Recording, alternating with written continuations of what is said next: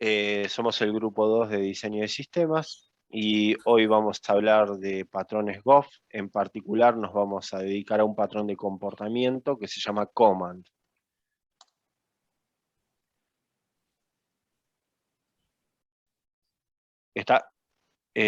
Bueno, el propósito de este patrón de comportamiento es encapsular una petición en un objeto independiente, permitiendo así parametrizar a los clientes con diferentes peticiones, hacer cola, llevar un registro de las peticiones y poder deshacer las operaciones.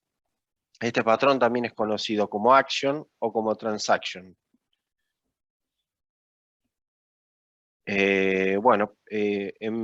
Para darle una explicación un poco más gráfica de cómo se maneja este patrón, supongamos que estamos en un restaurante y hacemos un pedido. El mesero nos toma nota de nuestro pedido y lo lleva hacia la cocina y deja el pedido en donde el cocinero lo puede leer. Bueno, eso exactamente es lo que hace el patrón command, llevar nuestra petición de un objeto hacia otro. Luego, después el cocinero ve la petición, la atiende. A nosotros, el mesero no tiene que involucrarse en cómo el cocinero va a resolver el plato. Bueno, para el caso de una aplicación, de un software, se plantea algo muy similar, que parte de la necesidad de crear un botón con una actividad específica, con una orden específica, ¿no? Esto puede ser este botón que esté dentro de una barra de herramientas, o puede ser que esté por medio de un acceso directo, o sea un botón específico en alguna parte de la interfaz. Esto crea una clase botón que resuelve eso. Y la pregunta acá radica en que cuántas cantidades de gestores de clics de estos botones se necesitan. Primero, lo que surge es que va a haber una subclase por cada uno de estos botones, como muestra acá la imagen, que se crean varias subclases por cada uno de estos, de cada una de estas soluciones. Después, en la siguiente filmina, cuando la aplicación solo tenía una barra de herramientas, no había problema en colocar la implementación de estas varias opciones dentro de las subclases. En otras palabras, tener el código para copiar el texto dentro de la subclase estaría bien, pero cuando uno implementa un menú contextual con estos accesos directos a atajo, se debe duplicar el código en cada una de estas subclases. Y eso da como medio desprolijo la solución. Si uno tuviera un buen diseño de software, lo que hace en realidad es dividir las responsabilidades, lo que suele tener como resultado diferentes capas, ¿no? Acá se ve la capa usuario, en la cual tiene las tres accesos a estas diferentes opciones, que en realidad lo único que hace es actualizar a Juan Pérez, y le manda la señal a la lógica de negocio. Lo que hace el software, ¿no? esta división, y el patrón comando, es ponerse entre medio de la interfaz de usuario y la lógica de negocio. ¿No? Acá vemos en esta diapositiva que el patrón comando sugiere que los objetos de la interfaz no envíen las solicitudes directamente a la lógica de negocio. En lugar de eso, extraen todos los detalles de la solicitud, el objeto, lo que está siendo involucrado, el nombre del método, los argumentos, y los ponen en esta clase command, ¿no? Esta acción de que sea actualización por medio del botón, sea copiar, sea lo que sea, no lo haga directamente la interfaz de usuario. Los objetos comandos sirven como un vínculo entre varios objetos de la interfase y de la lógica de negocio.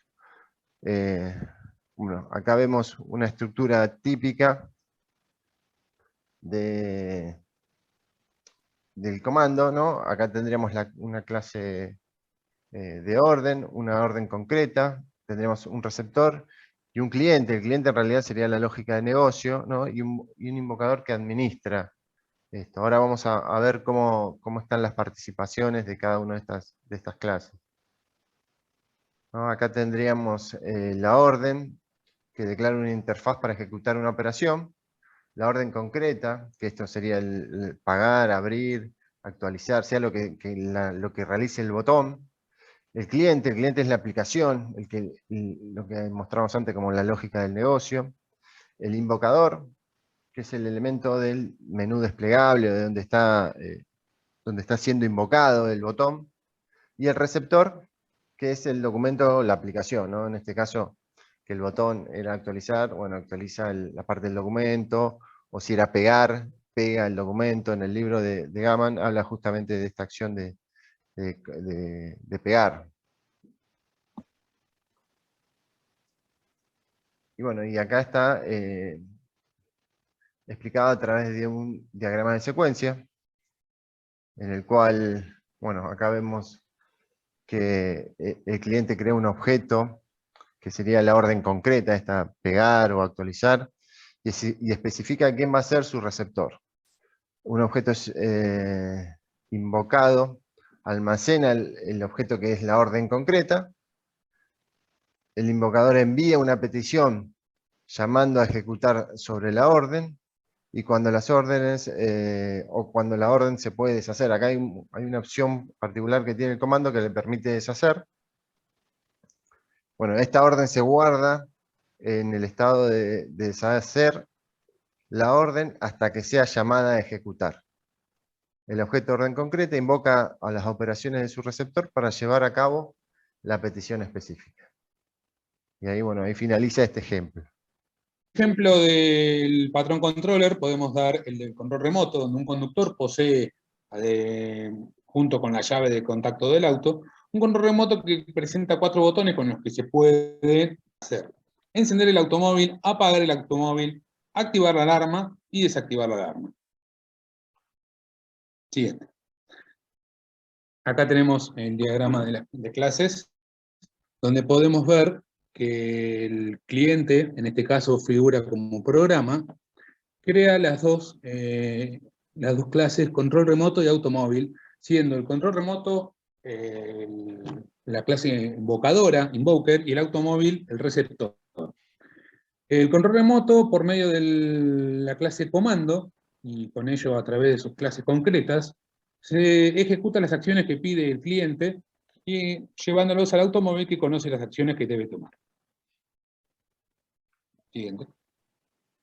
En este diagrama de secuencia podemos ver que el conductor, a través de una interfaz de usuario que vendría a ser el control remoto físico, solicita prender la alarma, y esto lleva a la acción del programa a que cree el objeto receptor, el objeto invocador, y con ello la clase concreta que, al final de todo, le pide al receptor, que es el automóvil, que coloque la alarma.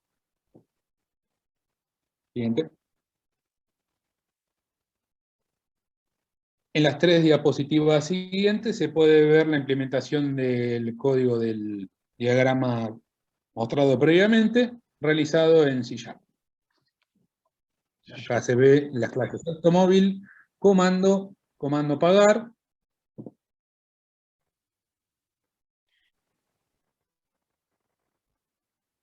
Bien. Seguimos con clases concretas. Clases concretas también. Para apagar la alarma, encender el auto, prender la alarma. Y acá ya vemos las clases concretas, la implementación para el invocador a la izquierda como control remoto, y el receptor, y el programa principal, ¿qué se llama? Perdón, muchachos, justo. Bueno, ¿cuándo aplicar el patrón command? El patrón command básicamente es muy útil en estos 3 casos que acá enumeramos. Que sería cuando uno necesita parametrizar objetos con operaciones, ya que convierte una llamada en un método específico del objeto autónomo, y da pie a que uno pueda pasar comandos como argumentos del método, perdón, pasar comandos como argumento de método, almacenarlos dentro de otros objetos, o bueno, hacer cualquier operación vinculada a un objeto, ¿no? Porque está almacenado en esa clase.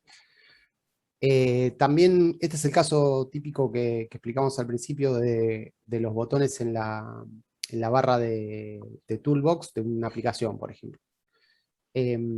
Después, otra muy útil es cuando el patrón command necesita poner operaciones en cola, ya que va programando su ejecución para ejecutarlas después en forma de lista.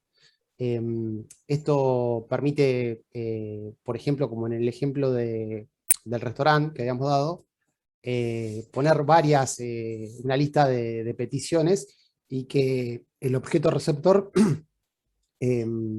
las vaya haciendo de a una. Y después, también es útil cuando uno necesita hacer operaciones reversibles, reversibles y atómicas también, porque uno hace un paquete como un historial, que podría ser el ejemplo también exactamente como dice ahí de una operación bancaria, en donde un montón de operaciones se realizan todas juntas, y también uno guarda en ese historial la forma de deshacerlas, que tiene que ser parte de la clase, y va hacia atrás deshaciendo las operaciones. Que también esto está relacionado con el patrón memento. A las conclusiones, hablando del ejemplo más sencillo del diagrama de clases que mostramos en la primera parte, en donde teníamos la clase orden, que desacopla al objeto que invoca la operación de aquel que sabe cómo realizarla, y las órdenes son objetos de primera clase.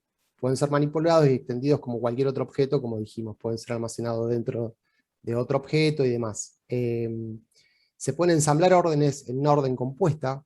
Un ejemplo típico es el de la orden macro, que incluye un montón de órdenes más pequeñas en una sola orden, que básicamente tiene como atributos más clases orden, ¿no? Y en general las órdenes compuestas son una instancia del patrón composite. Acá también está el otro patrón. Con este método es fácil añadir nuevas órdenes, ya que no hay que cambiar las clases existentes, y permite mucho la escalabilidad en ciertas situaciones. Y bueno, finalmente vamos a hacer una lista de pros y contras, en donde la mayoría son pros. El contra sería más que nada que puede complicarse porque estamos introduciendo esa clase intermedia entre los emisores y los receptores, pero es típica en cualquier situación. Y después en los pros sí tenemos varios, como que tenemos un principio de responsabilidad única, se pueden desaclopar las clases que invocan operaciones a las que realizan esas operaciones, el principio abierto-cerrado, que se pueden introducir nuevos comandos en la aplicación sin descomponer el código que ya existe, poder implementar el deshacer y el rehacer, que serían básicamente la acción de ejecutar y la acción de deshacer esa acción, que lo vimos cuando hablábamos de historial. Y también se puede implementar la ejecución diferida de operaciones, o sea, armando esa lista de varias acciones conjuntas que se realizan atómicamente, y se puede ensamblar un grupo de comandos simples para crear uno complejo, como vimos cuando hacíamos la orden macro, donde agrupaba varias órdenes dentro, que resolvería todo el problema. Y finalmente, bueno, les dejamos las referencias, que serían básicamente el libro de patrones Goff, que todos conocemos, y estos ítems que seleccionamos, que fueron parte de lo que fuimos sacando para el contenido de esta presentación. Bueno, muchas gracias a todos, hasta luego.